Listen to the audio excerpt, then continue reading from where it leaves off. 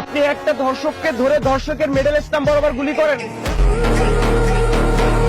একটা মানুষকে ধরে আপনি শাস্তি দেন, আপনি দেন নাই, আপনি দেন নাই মানে আপনি ধর্ষককে পালন করতেছেন।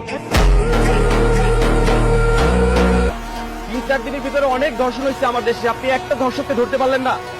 আজকে যদি হাসিনা দেশে থাকতো আপনাকে আমাকে বুকে গুলি করতো, তাহলে আপনি ধর্ষককে ধরে গুলি করতেছেন না কেন? আজকে সাধারণ ধর্ষকের হাতে যদি পিস্তল থাকে, গুলি থাকে, আপনার প্রশাসনের হাতে তো পিস্তল গুলি আছে। আপনি আমাকে সার্চ করেন, আমার কাছে পিস্তল থাকলে আপনি নিয়ে যান, সেটা যদি না পারেন তাহলে নাইমা যান।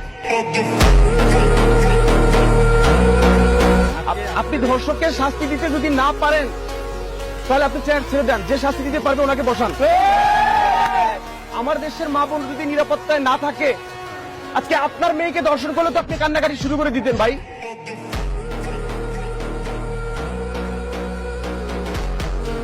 তাহলে আমার দেশে অন্য মেয়েরা যে ধর্ষিত হয় এটার কি কোনো মূল্য নাই? তাদের মান সম্মান নাই? তাহলে আপনি খুঁজতেছেন না কেন? আপনি একটা ধর্ষককে ধরে পিলারে টানাচ্ছেন না কেন?